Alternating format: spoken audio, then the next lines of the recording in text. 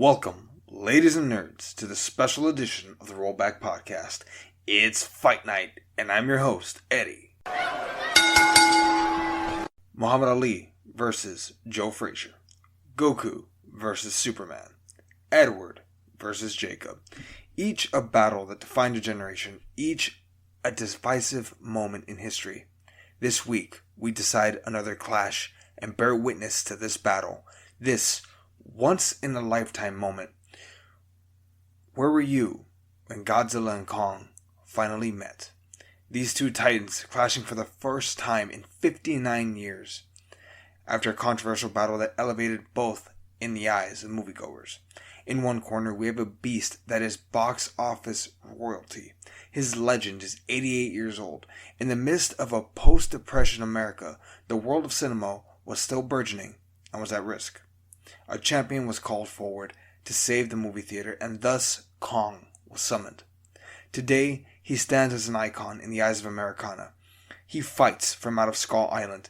He now stands at over 337 feet tall, the eighth wonder of the world, Kong. In the other corner, he fights out of the depths of the deepest ocean. His story is one of tragedy. He is a force of nature in the wake of a post-nuclear Japan. From his first steps, he found his way to become a pop culture icon not only in Japan but the world over. His fight record stands at over 40 battles with an overwhelming winning percentage. The king of the monsters himself, Godzilla. In my analysis, some things are incredibly clear. Kong has a speed advantage on land. He's agile. Although he's young, conservative estimates have him at anywhere between 70 to 90 years old. Bear in mind, his species does age differently.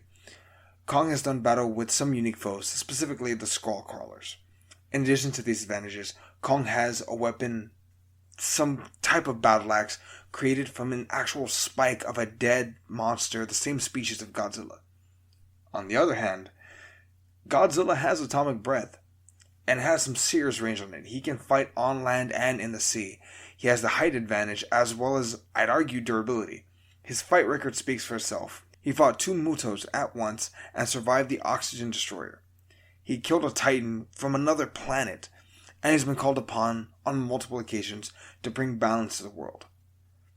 I believe his experience and his brutal power will overwhelm Kong. Ladies and gentlemen, my money is on the King of the Monsters, Godzilla. However, I am not the only one on this panel. Let's go to Ferny for some analysis. Ferny?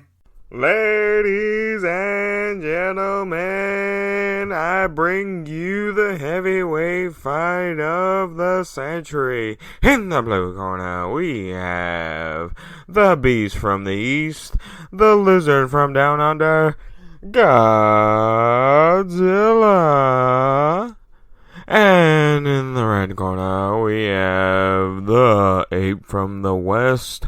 He stands at a kajillion feet tall and a kajillion pounds. He has opposable thumbs and a glowing axe. We have King Kong. Hey everybody, it's Fernando from the Rollback podcast, and we are doing a fight analysis for King Kong versus Godzilla. Now, me personally, I like both of them. I think they're both great in their own rights. But for me, I will have to go with the monkey with the opposable thumbs. And no, I know I said monkey. I know he's an ape. Fight me. My money is on King Kong. I think he takes it all for the win. I think opposable thumbs are the game changer that we need. And I think he's got a big old monkey brain in his head that will outlast that stupid lizard brain of his. And that is the tail of the tape. Let's get some more predictions in here. Thank you, Ferny, for that spirited take. Truly. Now let's go to Chema for our closing outlook. Chema? Thanks, Eddie. Let's talk King Kong versus Godzilla. So, of course, we have the great one-on-one with the great one. We got the great King Kong coming in from Kong island, and we have Godzilla coming in from the bottom of the ocean, depending on which version you are watching. So of course we've seen King Kong and Godzilla fight before. We saw it in 1962, we've seen it in comic books, we've seen it in video games, and now we're gonna see it one more time in the big screen, depending if you can watch it on a big screen. A lot of commotion, a lot of questions are being asked. Who is going to win between this battle of titans? We probably haven't seen a fight like this in a long time. My money is before I tell you who my money is for, let's check out some stats. So these two, of course, they fought before in the version from 1962, which is a movie that I have seen.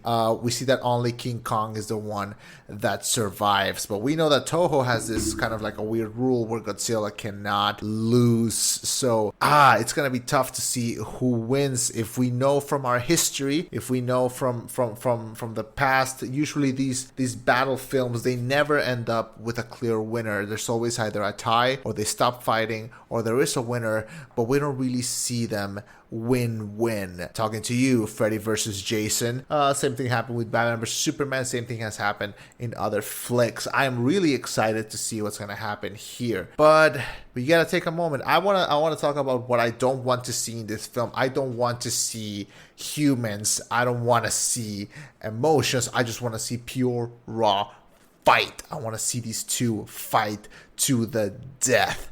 Maybe not to the death, because they're obviously going to make more of these, but fighting for the control of the Titans. Adam Wingard is the director. He's at the helm. He's been working on this film since we can remember. Even after he did that shitty Death Note film, we are still riding by his coattails. So Adam, give us a finale that we all deserve. And trust me, the fight between Godzilla versus Kong, who's going to win? We as an audience are the ones who are going to win. Now, what do each of these have to assist them? Godzilla has 2 films, so that it will be a little uncomfortable to kill him in the third one. I don't know how the other Titans are gonna play. I don't know how King Gojira is gonna play in, how Mothra is gonna play in. I'm excited to see how they're gonna play in. But if they're gonna be sitting this one out to only let good old Godzilla take down the chimp, then I can see it. Now, King Kong is a huge King Kong. He's almost the same size as Godzilla. What does King Kong have to his advantage? He has 2 opposable thumbs. 4 if you count the ones on his weird hand feet. I think that gives him an advantage. I think that gives him an advantage to fight against good old Godzilla. But yeah, we're gonna have a good old fight here between the 2. My money. And I'm sure Eddie will be really happy to hear this, but my money's on Godzilla. I think Godzilla is going to end up taking down the chimp. I mean, this might be a metaphor. This might be a metaphor for Godzilla taking down the human race by beating down the origin of our species, the chimp. But it's possible that King Kong gets a good couple hits. And that is my analysis, and I'm gonna stick to it. I'm gonna get back to you, Eddie. Long live the king. Let's go, Godzilla. Kick the chimp's ass. Thank you, Chema. I think that should go to show just how invested the public is in this massive clash of the Titans. This means more than just 2 giant kaiju doing battle. This is a story of East meets West, and a battle of cultures that really does stand the test of time. After all, who amongst us does not get excited about the potential destruction that 2 Titans, wink wink nudge nudge, can cause? Join us this Saturday for our After the Bell analysis for the fight, as well as an overall review of the film. As always, it's been my pleasure to share this time with you. On behalf of the Rollback podcast, we bid you good night.